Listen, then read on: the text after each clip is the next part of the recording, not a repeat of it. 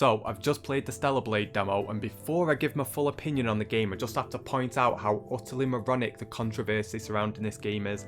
I cannot believe how much of a fuss this game has created for the simple fact that the character is— hold up, wait, let me check my notes for this one. The main character has committed the heinous act of being too attractive. In 2024 we're supposed to be supportive of women in all shapes and sizes, but God forbid a game character has a slim figure, set of boobs and a nice ass.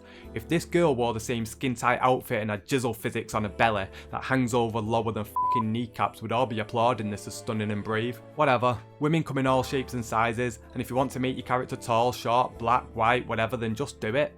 This woman just so happens to be slim and kicks a lot of ass. I love a strong female lead in game, and this should be supported really.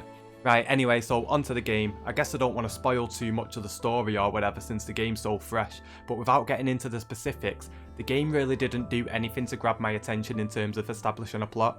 The world's somewhat interesting, as you're launched into the middle of a conflict that's not panning out as anticipated. Your escape pod crashes, your partner rescues you, and then the duo make their way up to the rendezvous point. That's about as brief as what I can keep it, although there's not much that gets explored in the demo. The voice acting isn't particularly great, but I guess everything's serviceable in a way to set up the actual gameplay. Luckily, the gameplay is pretty damn good. The performance mode ran this thing well, and after the release of Dragon's Dogma and a few other titles that fail to hit 60 FPS consistently, it's nice to have a console game that's at a playable frame rate and decent enough image quality.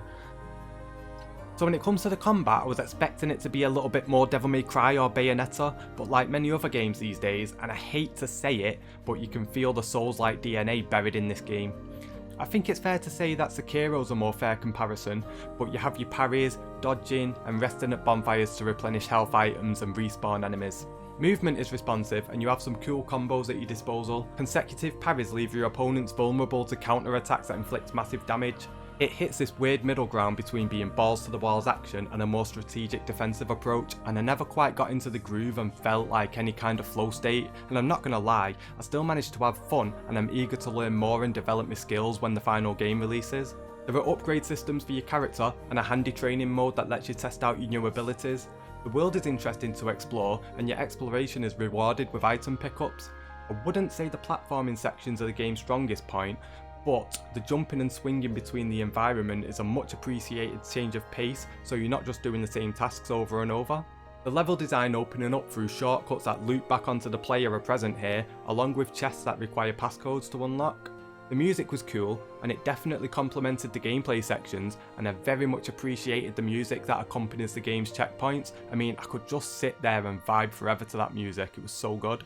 The boss encounter seemed fun, before it abruptly finished and then advertised the game to me available for pre-order. I mean, come on, did you have to kick me out in the middle of the boss fight? All things considered though, I'm sold on the game for the most part. It was never going to be some extravagant AAA release with God of War production values, but the industry has been sorely lacking this tier of game for a while now. A game where a developer will actually put an attractive female in the lead role. Anyway, I don't want to keep banging on. This game's worthy of your attention to be on your radar. Go check some user reviews when the game drops, and don't listen to journalists whatever you do. Make up your own mind or just simply try the demo like I have. I like what I see. I just hope that it translates well into a good final game.